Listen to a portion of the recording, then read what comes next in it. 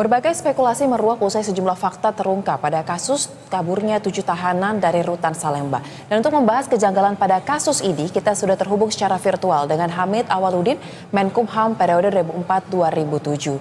Selamat sore, Pak Hamid. Selamat sore. Baik, Pak Hamid, Anda pasti turut memantau ya terkait dengan perkembangan kasus yang saat ini turut menyita perhatian publik. Nah, yang menjadi pertanyaan saya, berdasarkan pengalaman Anda mencium aroma kejanggalan juga nggak dalam kasus ini? Ya, ada beberapa hal yang patut kita persoalkan ya. Pertama, kenapa secara kebetulan karutannya itu cuti pada saat kejadian ini?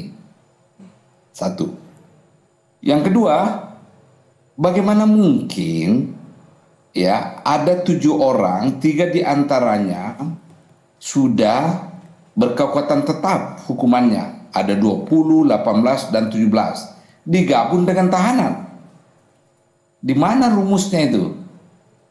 Ya, ketiga, kenapa orang yang memiliki hukuman tetap sudah inkrah itu masih tinggal di rumah tahanan? Mestinya kan dia sudah ke lapas narkoba kan? Betul. Keempat, proses pembobolan terali jendela itu tidak mudah, melalui proses waktu yang sangat panjang menggergajinya. Tidak mungkin sehari, tidak mungkin. Dan tidak mungkin memakai tangan kan? Pasti dia pakai gergaji besi. Nah, kenapa kawan-kawan kita di lapas yang secara rutin harus menggeledah ruang-ruang atau sel-sel tidak menemukan gergaji itu? Ini kan prosesnya panjang, tidak mungkin satu hari menggergaji. Itu kan besinya itu tebal, kemudian berlapis 2 kan? Betul. Dari keempat poin ini patut sekali orang menduga bahwa ini dilakukan sendirian, napi sendirian. Pasti dugaan orang selalu akan mengatakan pasti ada unsur kelalaian ataukah memang sengaja melakukan konspirasi. Minimal kelalaian. Masa tidak terdeteksi. Kedua, ketika dia keluar kan dia gergaji lagi tuh gorong-gorong. Betul. Itu tidak mudah karena itu open space. Iya kan? Daerah terbuka di mana kalau ada orang di situ dengan mudah dilihat. Berarti proses penggergajiannya juga ini butuh waktu lama. Dia cicil. Ini semua membuat orang melihat persoalan ini tidak berdiri sendiri sebagai perbuatan para pelaku semata. Baik. Sah kalau ada orang bertanya tentang adanya kelalaian bahkan konspirasi dari petugas kita. Minimal kelalaian ini. Baik. Anda lagi berarti kita bicara TV yang tidak berfungsi. Baik, berarti dengan singkatnya Anda juga merasakan ya, mencium sangat jelas ada aroma kejanggalan dalam kasus ini. Ya ada dengan 4 faktor tadi itu. Ya. Susah sekali kita mengatakan para pelaku yang melakukannya sendiri. Susah sekali. Baik, kemudian kita tahu bersama. Setidaknya ada kelalaian di sini. Baik, patut diduga ada unsur kelalaian dalam peristiwa ini. Baik, kemudian terkait dengan karutan yang cuti. Terlalu kebetulan rasanya kita lihat ya seperti statement Anda tadi terjadi saat peristiwa ini ya. Nah, apakah cukup dengan hanya penonaktifan kepala rutan saja atau dari mana sebenarnya sebaiknya pihak kepolisian dan pihak terkaitnya mulai mendeteksi di mana? Langkah pertama dinonaktifkan dulu supaya tidak bias. Kemudian lakukan investigasi. Nah, investigasi itu sudah masuk ranah hukum ya. Biarlah pihak yang berwajib untuk menginvestigasinya mencoba menghubungkan antara status dia sebagai karutan, kemudian dia cuti dan kejadian ini. Yang harus dimintai di investigasi betul ini petugas yang bertanggung jawab pada sel blok. Baik.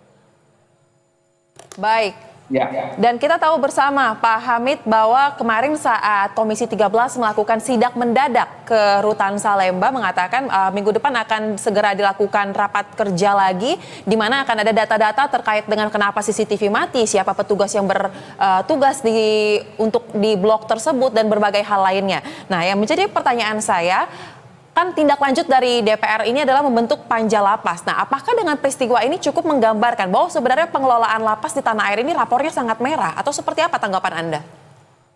Ya, memang kan kita tidak bisa melakukan simplifikasi seperti itu. Karena banyak juga rumah tahanan, banyak juga lapas yang bagus.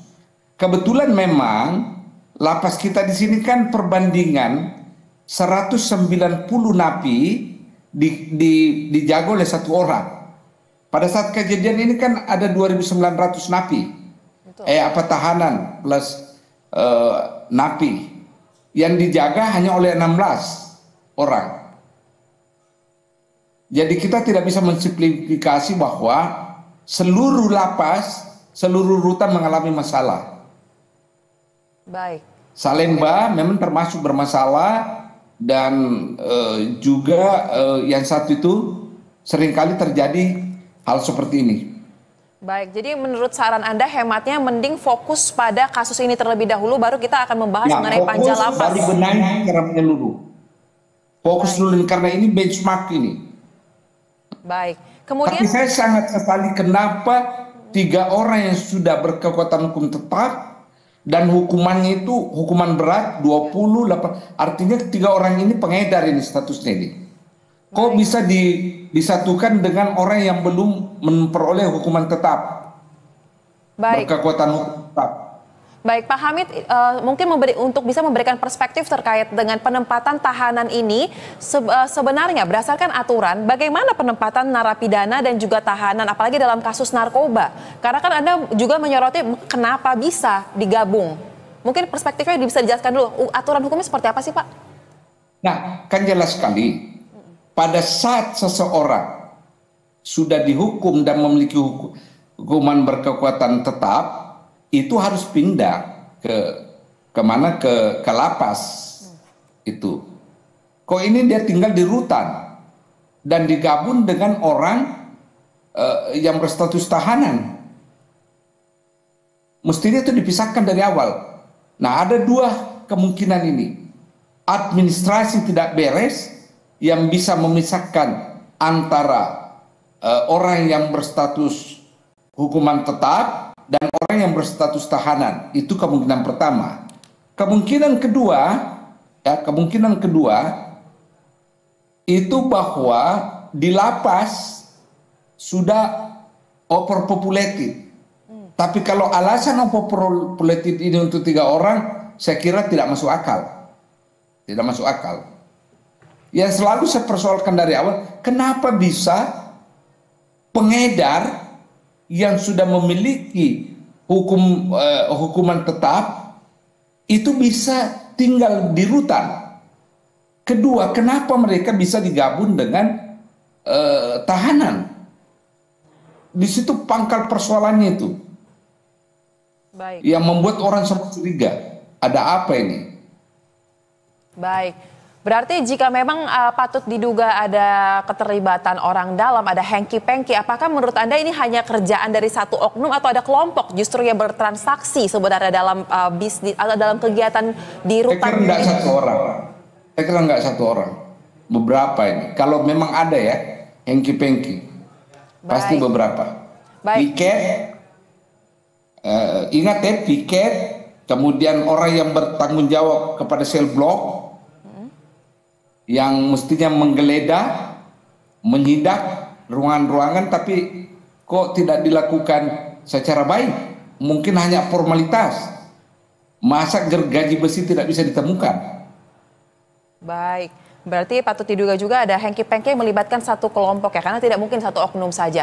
Terakhir, Pak Hamid, pihak mana lagi kira-kira menurut Anda yang patut dilibatkan untuk mengungkap terkait dengan hal ini? Apakah perlu sampai kepada KPK mungkin atau cukup di tingkat kepolisian atau seperti apa? Nah, saya selalu salut terlepas dari cerita-cerita miring tentang polisi, tapi dalam hal terorisme dan narkoba saya acung jempol pada lembaga kepolisian dan aparat kepolisian. Jago. Karena itu menangani masalah ini kita berikan porsi yang banyak kepada kepolisian kita. Mereka tahu jejaringnya, mereka tahu perilaku orang-orang yang terlibat narkoba, apalagi kalau statusnya pengedar.